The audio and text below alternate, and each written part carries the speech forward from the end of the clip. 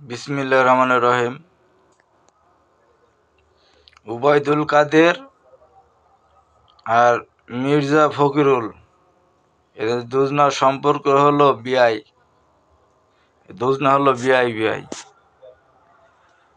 ওবায়দুল কাদের বলেছিল, পালাবো না পালাবো না, কোথায় পালাবো, প্রয়োজন হলে মির্জা ফখরুলের বাসায় যাই উঠবো।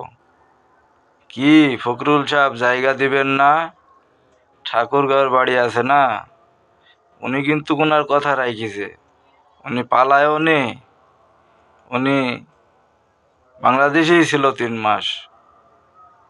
এই যে 3 মাস ছিল, এত বড় দুর্নীতিবাজ একটা লোক দেশের পাছা মেরিছে, সেই লোক বাংলাদেশে 3 মাস লুকিয়ে ছিল।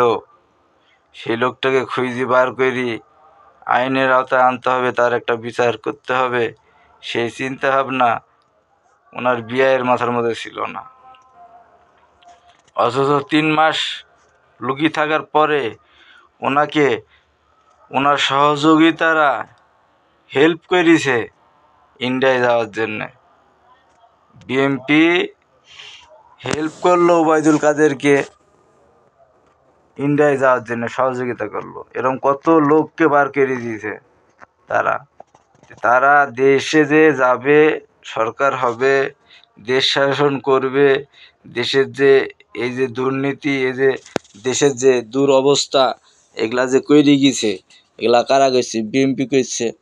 যে তাদেরকে যে বিচারের আওতায় আনবে, তাদের শাস্তি দিবে, তাদের যে বিচার করবে, তাইলে তাদেরকে আবার পালাতে সহযোগিতা করছে। তাহলে কি বিচারটা তারা করবে?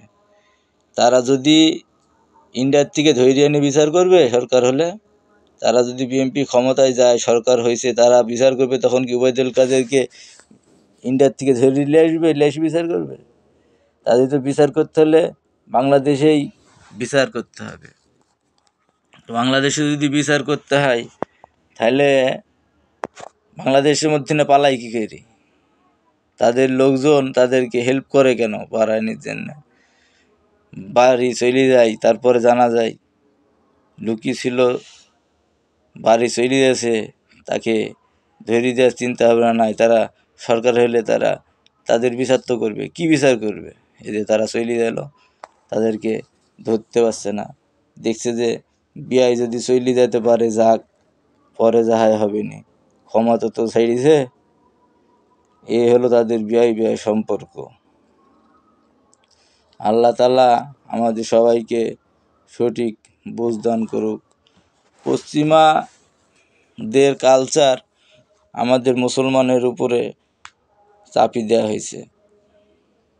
আমাদের মুসলমানের উপরে এইভাবে যদি দুর্নীতি, এভাবে যদি অসামাজিক কাজ চাপি দেওয়া হয়, তাহলে বাংলাদেশের মানুষের, মুসলমান, একতাবদ্ধ থাকতে হবে।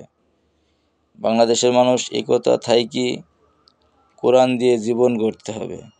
কোরআনের আলোকে মানুষের জীবন উৎসর্গ করতে হবে। দিনের কাজের জন্য মানুষের জীবনকে বলি দিতে হবে। মানুষ ইন্ডিয়ার দাবিদারি, ইহুদি খ্রিস্টানের কথা মতন আর বাংলাদেশের মুসলমান চলবে না। ইসলামে এটা বলে না। ইসলাম আমাদের যে শরীয়ত, যে বিধান, নবীর সুন্নত মানি চলার রাস্তা দেখিয়ে গেছে, সেইভাবে আমাদের জীবনযাপন করতে হবে।